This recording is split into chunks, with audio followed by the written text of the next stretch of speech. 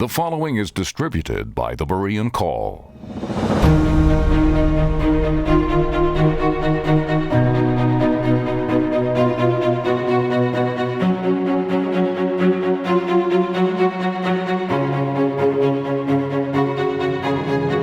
Chapter 15. Disappearance and Collapse. The time has now come for us to consider the mysterious event that will cause the sudden elimination of the United States as a world power. When it occurs is of the utmost importance to our contrary scenario. Based upon Bible prophecies and referred to by evangelical Christians as the Rapture, this event is the expected sudden removal by Christ of all true Christians from the earth. Numerous books and sermons have thoroughly examined the many Bible prophecies foretelling this long-awaited catching up of the church to heaven. We will not go over that ground again, except to quote two of the principal New Testament scriptures supporting this belief. Quote, "Flesh and blood cannot inherit the kingdom of God, nor does the perishable inherit the imperishable. Behold, I tell you a mystery. We shall not all sleep, that is, our bodies lie in death, but we shall all be changed, that is, our bodies transformed from perishable to imperishable. In a moment, in the twinkling of an eye, at the last trumpet, for the trumpet will sound and the dead will be raised imperishable, that is, their bodies resurrected and made no longer subject to death. And we, the living at that time, shall be changed, that is, our bodies transformed to immortality also. We do not want you to be uninformed, brethren, about those who are asleep, that is, whose bodies lie in death, that you may not grieve, as do the rest who have no hope. For if we believe that Jesus died and rose again, even so God will bring with him those, that is, their souls and spirits that have been with him in heaven, who have fallen asleep in Jesus, or those who died trusting in Jesus. For this we say to you by the word of the Lord, that we who are alive and remain until the coming of the Lord shall not precede, that is, be transformed and caught up ahead of, those who have fallen asleep. For the Lord himself will descend from heaven with a shout, with the voice of the archangel, and with the trumpet of God, and the dead in Christ shall rise, that is, their bodies resurrected, transformed to immortality, and caught up to be reunited with their souls and spirits coming from heaven with Christ. First, that is, before the living are transformed and caught up. Then we who are alive and remain shall be caught up together with them in the clouds, to meet the Lord in the air, and thus we shall always be with the Lord. Therefore comfort one another with these words." Unquote. It seems fairly clear from these two scriptures that 1. The souls and spirits of those who died believing in Jesus Christ will come with him from heaven to be reunited above the earth with their bodies when the Lord resurrects them from graves all over the world. 2. Immediately thereafter, the true followers of Jesus Christ, still alive on planet Earth, will experience the instantaneous transformation of their bodies into immortal bodies similar to Jesus Christ's own resurrected body. 3. They will instantly be caught up from earth to join Christ and those just resurrected. 4. This new species of immortal humans will thereafter always be with Christ. And 5. Taking place somewhere in the air above planet Earth, this reunion will probably not be witnessed or understood by other humans, who will only know that millions of living people and dead bodies have suddenly disappeared from this planet. It is true that there are other scriptures which declare that every eye will see Christ at his second coming, and that he will descend visibly to the Mount of Olives outside Jerusalem and miraculously rescue Israel from the Soviets and other armies intent upon destroying her at that time. However, many evangelical Christians find the many prophecies of the second coming to be coherent only if there are two distinct phases to this event. 1. The rapture, when Jesus catches away his bride, the church, from the earth. And 2. The second coming proper, when he visibly returns to the earth, accompanied by his resurrected followers, now called the armies which are in heaven, to rescue Israel and judge the nations. For sake of discussion, we will assume this interpretation to be correct. If it is not, that will become apparent in our analysis. The importance of timing.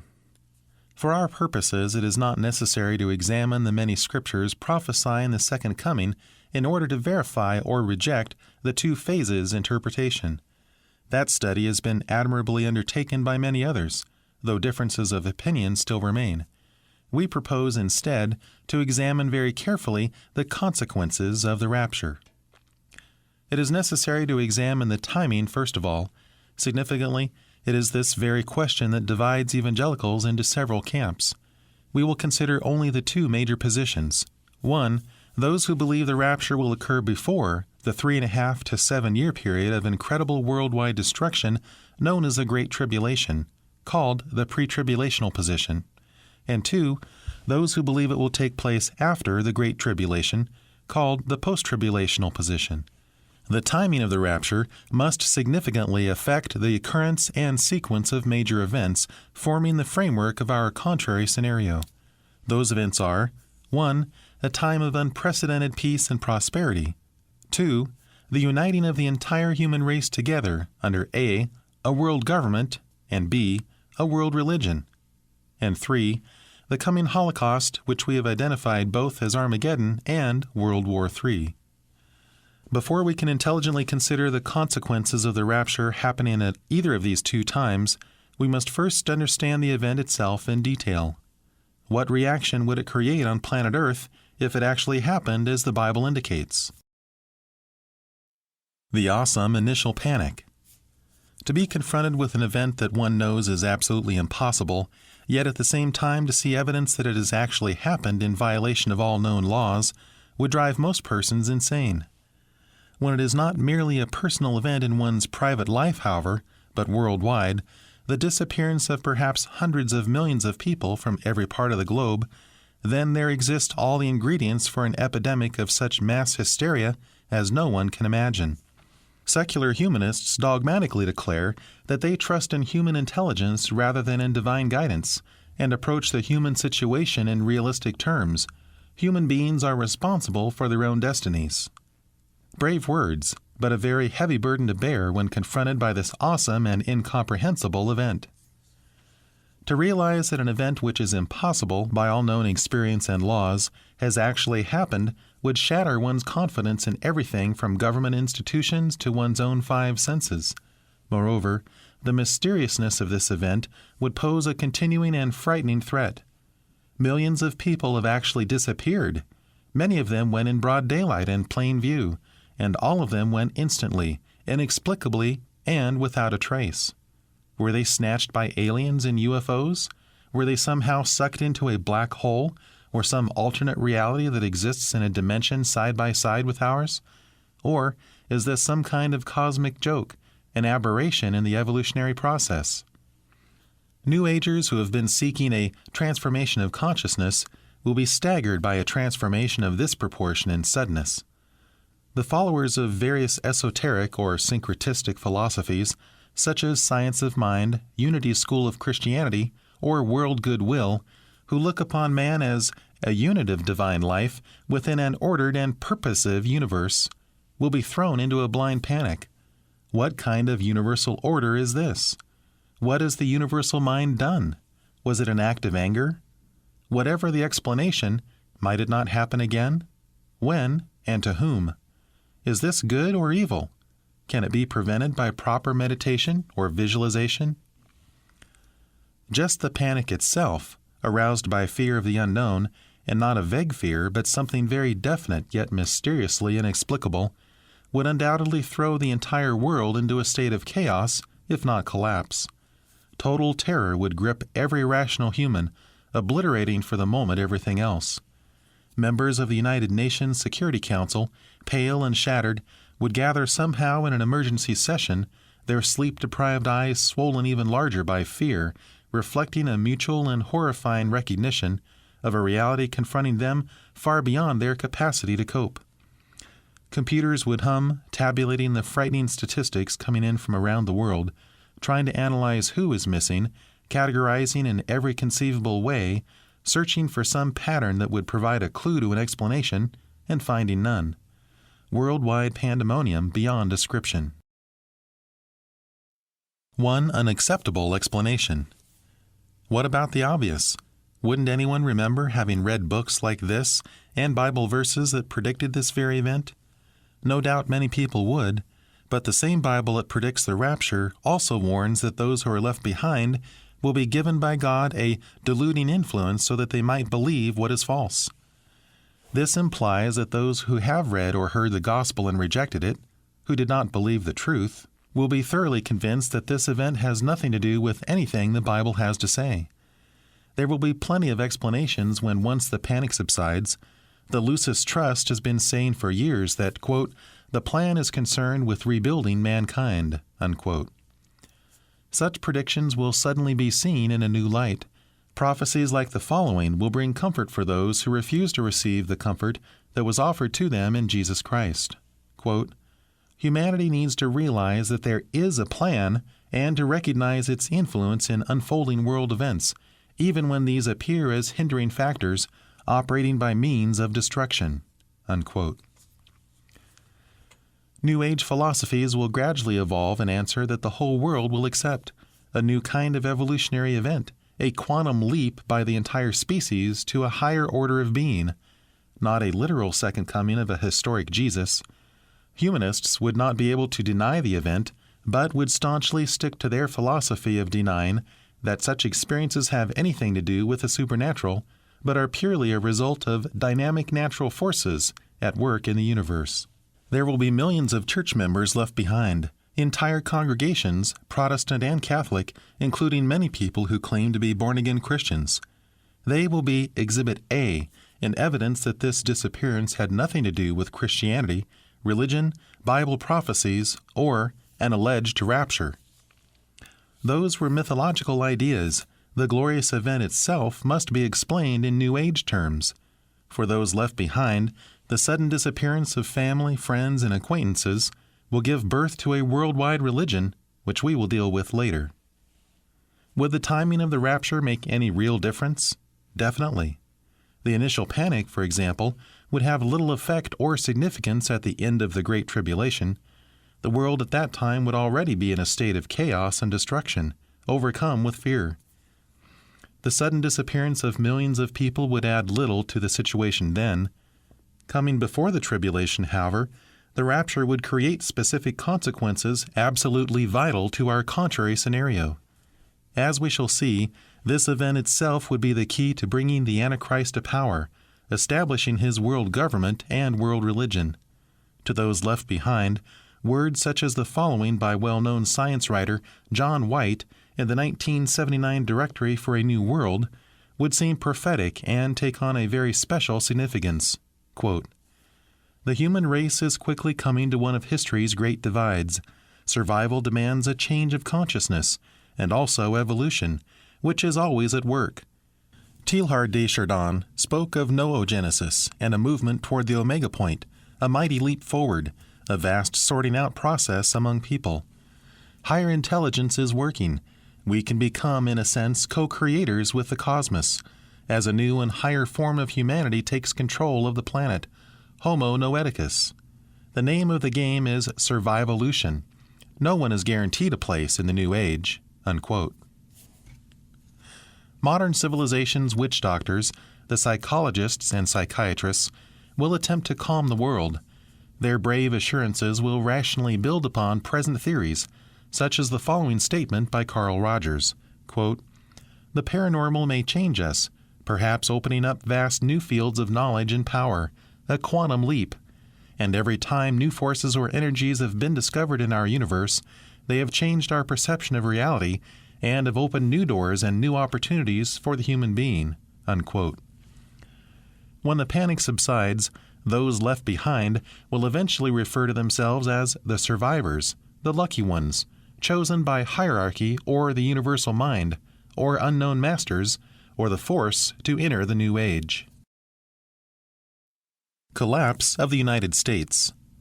Regardless of varying personal beliefs or skepticism, for the sake of argument, we are examining the consequences should the rapture happen as those who believe in it expect it to. Since this is a doctrine of fundamentalist evangelicals, it can only be fairly examined in the context of their belief that only born-again Christians will be caught up from earth by Jesus Christ at this time. It is obvious that there may be as many real Christians in the Soviet Union as in the United States, and China, with its estimated 80 million believers, may very well have more than either of these other two countries. It seems likely that Africa also has more real Christians than the United States. When we consider who the Christians are in various countries, however, mere numbers lose much of their significance. In the USSR and China, for example, Christians are denied a higher education and decent jobs. It would be a rare Christian that has a position of any importance. The sudden disappearance of 100 million Christians from Africa might even be considered beneficial by certain parties. It would certainly ease the food shortage, with that many less mouths to feed, and the millions of unemployed who fell heir to the jobs once held by the missing would perhaps consider this a lucky break, never mind how it happened. In the Soviet Union, China, and other communist countries, the disappearance of agricultural workers, laborers, housewives, children, and a considerable number of prisoners from slave labor camps would be a hard blow. On the other hand, those troublesome Christians would be out of the way. In the United States, however, the consequence of the rapture would be devastating. From the president, who claims to be an evangelical Christian, on down through the White House staff, the cabinet, important advisors, Senate, Congress, and the Pentagon, the missing would come from every strata of society: business leaders, scientists, doctors, lawyers, airline and fighter pilots, soldiers and sailors, key men and women in computer centers. There is no question that if there are only half as many born-again Christians in the United States as the latest polls indicate, then the rapture would put this country into a state of total chaos and collapse. In the Arab countries, almost no one would be missing. This would also be the case in the Hindu-Buddhist countries. The effect upon Israel would be greater, for there is a strong underground movement of those who believe that Jesus is the Messiah, and it reaches even into the upper levels of government and military circles. However, the effect would not be so great that the country would not recover quickly. Europe would be scarcely affected. It has few evangelical Christians. The state churches throughout Western Europe are poorly attended except for Christmas, Easter, christenings, confirmations, marriages, and funerals. Whether Protestant or Catholic, religion in Europe is more a matter of culture, formality, and habit than of real faith. The situation is different in Norway, which would be hard hit by the rapture, and the consequences in Australia and New Zealand would be greater than in Europe. It is the United States alone, however, that would suffer total collapse. Dominoes and Desperation. The so-called domino effect has been referred to by many writers, but no one has ever imagined such a domino effect as this one. Wall Street is closed and may not be opened for weeks. This is not only to prevent the panic selling that would make 1929 seem like a bull market, but it will take weeks to unravel the confusion. Brokers, floor traders, members of the New York Stock Exchange, and other major exchanges for stocks and commodities, clerks, computer experts, and clients who had placed large orders, both to buy and sell, have all disappeared. Financial advisors, attorneys, and presidents of banks and other financial institutions have vanished. Owners of large blocks of stocks cannot be located. Stock exchanges in Tokyo, London, and other major financial centers are closed. They do not have the problems that New York has, but they cannot possibly function without Wall Street in operation. America's entire computer network for credit and banking is in almost complete chaos. This is not so much because of the disappearance of many of the key people who operate the computers, because that can be solved in a matter of days. The real chaos comes from the fact that as the initial panic has subsided, a second wave of fear takes over. People by the millions begin to use credit cards and identification belonging to those who have vanished, as an epidemic of hoarding sweeps across America, created by fear of the unknown. It is impossible to conceive the full consequences, in a modern society where everything is dependent upon credit and identification, of suddenly not knowing who is missing and who is still here. Planes have fallen out of the sky as pilots have disappeared. The once facetious saying, "Drive or fly with me at your own risk, I'm leaving in the Rapture," has become a horrifying and boggling reality. It is impossible to sift through the scattered wreckage of the numerous downed jetliners to identify burned and torn bits of corpses to ascertain for certain who on the flights vanished and who came down with the plane. As quickly as possible, A new census must be taken. Everyone must appear personally at designated centers to be photographed and fingerprinted for new identification. Eventually, out of the chaos, a completely new society, new structures, new standards, a new world order will painfully emerge as the inconceivable consequences of the rapture are faced up to by a stunned world. The American military is in a shambles. So many officers and enlisted men and women with key roles to play are missing that the United States is impotent to defend itself. The Mexican army could march across the Rio Grande and take back Texas and California if it acted swiftly. However, no one is acting, much less swiftly. NATO headquarters in Europe is in a panic. Though it has few missing personnel, its electronic network, defense plans, and day-to-day operations are so closely linked with the United States forces that everything is in chaos. In desperation, NATO, now under European leadership, moves decisively to provide the United States with replacements for its missing key military personnel. At a slower pace, bankers, auditors, financial experts, and thousands of specialists in manufacturing and management, as well as tens of thousands of secretaries and factory workers, will be brought to America. The process will extend over weeks, and when the shift in power is complete, the United States and Canada will be satellites of Western Europe, dependent upon, though not members of the European Economic Community. Why wouldn't the Soviets take over? The collapse of the United States would provide the ideal opportunity for the Soviets to fulfill their long-standing ambition of world conquest. They could take over the United States, dictating the terms of surrender, and Western Europe and the rest of the world would fall along with America like a house of cards. Two factors, however, make this unlikely. Though all else was in chaos, America's nuclear strike force would remain operational. Regardless of the generals, colonels, computer experts, or whoever else might be missing, such emergencies are what this elite defense group is trained to handle. At least with regard to their professional duties, they would not succumb to the panic sweeping the world. In spite of the collapse of everything else in America, our nuclear strike force would remain intact, ready for instant retaliation. And this would be deterrent enough, particularly since the Soviets would have their own chaos to deal with. It is not at all unlikely that 50 million people would vanish from the Soviet Union, and even more from China. Of these, several million would probably be agriculture workers, and that is where Russia has one of its most serious and chronic problems. This would be a devastating blow. China will have the manpower to fill in for the millions of missing persons, but the Soviet Union will be very hard-pressed. Its bureaucrats will be in a panic, fearing for their quotas and loss of personal power. Even though the missing will almost all be from the lowest levels of society, the chaos in the Soviet Union will be nearly as great, at least initially, as in the United States, but for a different reason: their paranoia for keeping track of their citizens. Except for a favored few high-level party members, athletes, and other celebrities, almost no citizen of a communist country is allowed to exit from the Iron Curtain to visit the West. True to a lesser and varying extent in the satellites, this is harshly enforced in the Soviet Union, where, for example, right now there are thousands of Jews who have been begging for immigration for years. Not only have they been refused, but they have been fired from jobs, harassed, and imprisoned for complaining about the lack of freedom. There are almost always several people on hunger strikes in Russia trying to obtain permission to leave the country to join husband or wife in the West, and those requests are nearly all denied. As with other communist countries, the Soviet Union has been plagued by defections: fighter pilots, top spies, athletes, chess players, and opera stars. The borders are guarded, mined, and patrolled by dogs and helicopters to keep the number of escapees down to a trickle.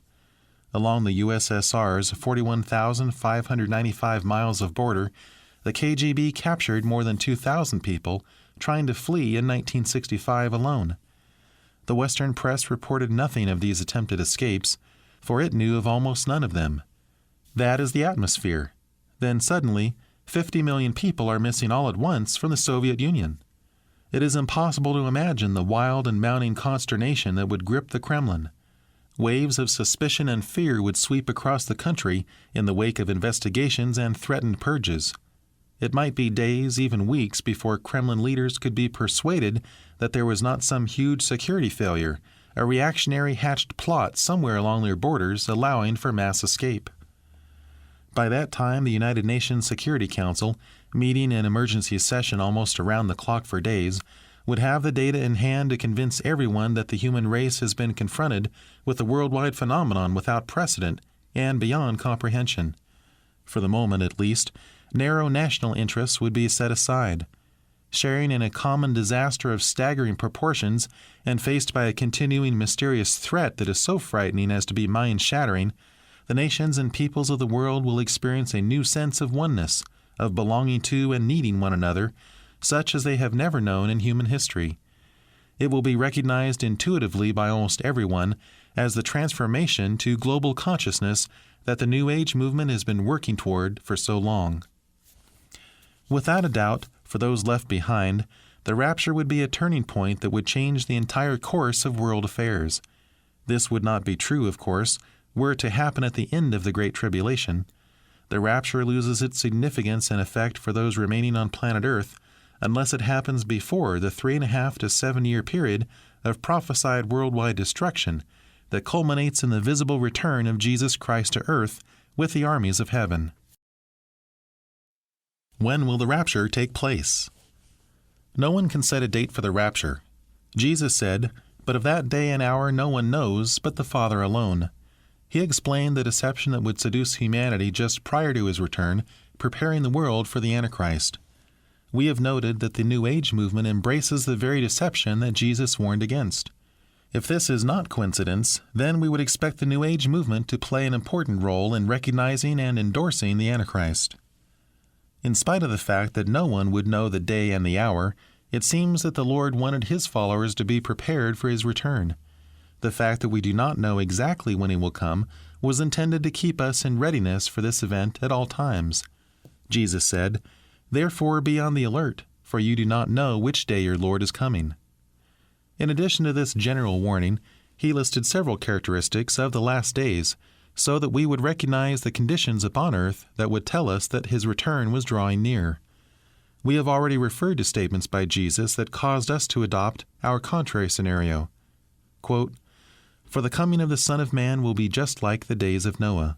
For as in those days which were before the flood, they were eating and drinking, they were marrying and giving in marriage, until the day that Noah entered the ark, and they did not understand until the flood came and took them all away, so shall the coming of the Son of Man be. Then there shall be 2 men in the field, one will be taken, and one will be left. 2 women will be grinding at the mill, one will be taken, and one will be left." Unquote. Certainly the world before the flood, according to the words of Jesus, enjoyed peace, prosperity, and plenty of pleasure. The last thing they were expecting was destruction. That did come, but Noah was lifted above it in the ark. Yet almost everyone today is predicting gloom and doom, the death of the dollar, the worldwide financial collapse, and the imminent outbreak of World War III through a Soviet attack upon Israel. This has become a popular position among evangelicals as the condition of the world prior to the rapture. However, there is considerable evidence for a contrary scenario that ought to be carefully considered. Those who are convinced that the church will go through the Great Tribulation warn that Christians who expect to be raptured beforehand will not be prepared to endure the persecution under the Antichrist if they have to face it. To find oneself in the tribulation after expecting to be in heaven would definitely, as some suggest, be a shattering experience. However, the argument is even stronger the other way around. Persecution has been less effective than prosperity in destroying faith. The blood of the martyrs is the seed of the church. Persecution tends to drive one closer to God, whereas peace, prosperity, and pleasure are a temptation to turn away from him. Jesus does not warn us to be ready for persecution, but for his coming. In the parable of the 10 virgins, all sleep peacefully, the wise as well as the foolish, while waiting for the bridegroom. That is not a common symptom of those who are being persecuted, hunted, tortured, and killed for their faith. This parable and others certainly fit the contrary scenario of peace and prosperity before the Great Tribulation, but hardly seems the likely attitude of Christians or anyone else in the midst not only of persecution, but the greatest destruction the world has ever known. The Laodicean church, mentioned in an earlier chapter, and which most Bible scholars equate with the church at the very end, says of itself, "I am rich and have become wealthy and have need of nothing." Christ, however, calls it wretched and miserable and poor and blind and naked. Clearly it is exceptionally wealthy materially, but poverty-stricken spiritually. Again, this would hardly be descriptive of a church that has undergone great persecution and exists at the end of worldwide destruction, but it fits perfectly a period of peace and prosperity and plenty prior to the Great Tribulation. And it will be during a time of peace and prosperity, just as in the days of Noah, that Jesus will return for his bride. Perhaps this is why Jesus warned, "Therefore be on the alert, lest he come suddenly and find you asleep." It would indeed be a shock to find oneself persecuted to the death under the Antichrist, having expected to be raptured beforehand. However, many people who are expecting everything to get worse and worse as the world sinks ever deeper into ruin could have their faith shattered if instead the world seems to have its problems solved and enters a time of unprecedented peace and prosperity. That could prove to be particularly seductive for Christians who have emphasized healing and prosperity as the birthright of all believers. They could even imagine that they had made themselves rich and increased with goods by their positive confession. That could be deadly. Our contrary scenario seems to be reinforced by a very strange warning that Jesus gave. "For this reason you be ready, for the Son of Man is coming at an hour when you do not think he will." Surely someone who had survived the Great Tribulation would not need a warning like that, for there would be nothing else left to expect but the return of the Lord. Yet Jesus seems to be warning that he is coming back for his bride at a time when, if she sat down and thought about it carefully and looked around at conditions in the world, she would say to herself, "Jesus certainly wouldn't come now." Again, this seems to fit our contrary scenario perfectly. The Scriptures indicate that Christ will return at a time of peace and prosperity, a time of partying and pleasure, just as in the days of Noah, when the last thing anyone expected was judgment. Indeed, it sounds strikingly similar to the very world which the New Age movement hopes to build. Entering the New Age together. The international network of thousands of New Age groups will survive the rapture intact, with very few of its members missing.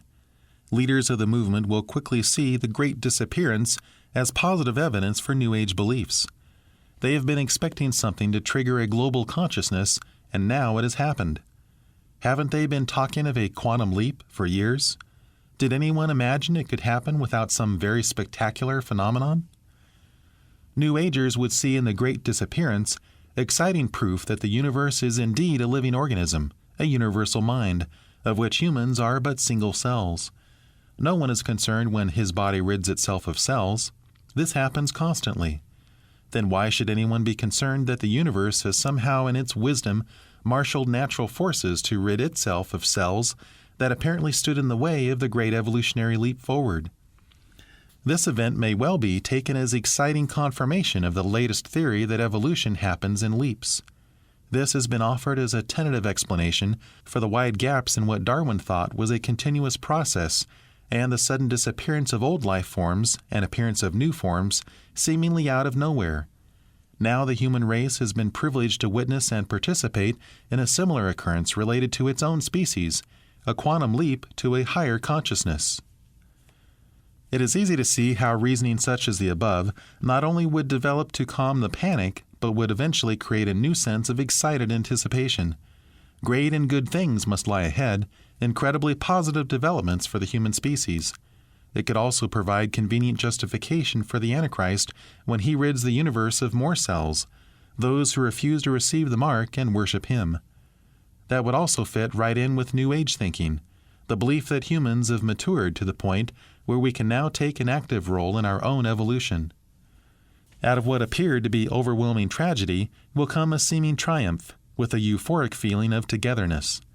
There will be a sense of destiny, that the peoples and nations of the world, united at last by this act of universal mind, are entering a new age together. Words such as the following from a planetary initiative for the World We Choose flyer would seem so prophetic, so remarkably wise in the context of the Great Disappearance and the panic that followed. Quote, The planetary initiative for the world we choose is a positive and concerted program being conducted on a global scale. It is designed to offset the widespread sense of pessimism and anxiety being felt by many and to give people a role in choosing their future. It is a program in which every person can have a part and in which you are needed. People need to know, first of all, that the shape of the world is of their own choosing and that they can change it to something better for all of us. The planetary initiative is a means for people in many different countries to overcome their sense of helplessness and become part of the process of change." Unquote. It will all seem remarkably part of the plan that there were New Age networks and leaders ready with the insight, explanation, and organization just when needed. This will increase everyone's confidence. Surely this must be the plan, and it must be working right on schedule under the guidance of hierarchy, or ETs, or whatever one prefers to call them or it. Nor will the world be surprised that one man has been chosen by them to lead the human race at this crucial point in history. No one will suspect that he is the Antichrist, for no one will believe in those myths anymore.